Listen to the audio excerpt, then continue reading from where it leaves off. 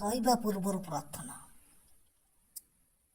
ପ୍ରିୟର ଈଶ୍ୱରଙ୍କ ଲୋକମାନେ, ବାକ୍ୟରେ ଲେଖା ହେଇଛି, ମୁଁ ଶାନ୍ତିରେ ଶୟନ କରିବି ଓ ନିଦ୍ରା ଯିବି, କାରଣ ହେ ସଦା ପ୍ରଭୁ, କେବଳ ତୁମେ ମୋତେ ନିରାପଦରେ ବାସ କରୁଅଛ।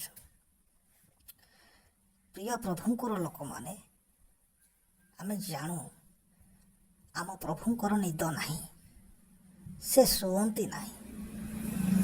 ସେ ସର୍ବଦା ମନୁଷ୍ୟର ମଙ୍ଗଳ ପାଇଁ ଚାହିଁ ରହିଥାନ୍ତି। ମନୁଷ୍ୟ ସିନା ଶୋଇଥାଏ, କିନ୍ତୁ ପ୍ରଭୁ ତା ପ୍ରାଣକୁ ରକ୍ଷା କରନ୍ତି।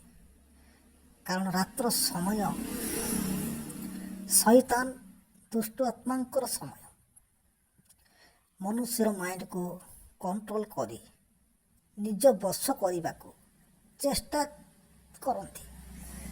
ଓ ଯେଉଁମାନେ ପ୍ରାର୍ଥନା କରନ୍ତି ନାହିଁ, ପ୍ରଭୁଙ୍କୁ ଭୟ କରନ୍ତି ନାହିଁ, ଆଉ ପ୍ରାର୍ଥନା କରିବା ପାଇଁ ଯାହାର ସମୟ ନାହିଁ, ତେବେ ଯୀଶୁକୁ ବିଶ୍ୱାସ କରି ଆପଣମାନେ ଏପରି ପ୍ରାର୍ଥନା କରନ୍ତୁ।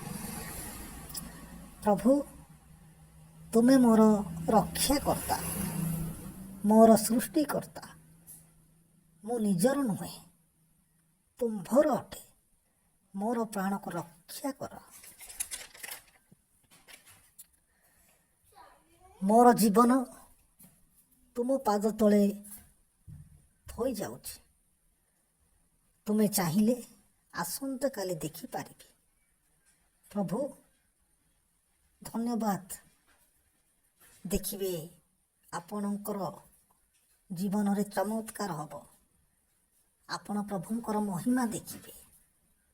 ଯଦି ଆପଣଙ୍କୁ ଏହିପରି ପ୍ରେରଣାଦାୟକ ଶିକ୍ଷା ଭଲ ଲାଗୁଛି, ତେବେ ଆମକୁ ଫଲୋ କରନ୍ତୁ, ସବସ୍କ୍ରାଇବ୍ କରନ୍ତୁ, ଆଉ ଆମ ସହିତ ଯୋଡ଼ି ହୁଅନ୍ତୁ। ଧନ୍ୟବାଦ।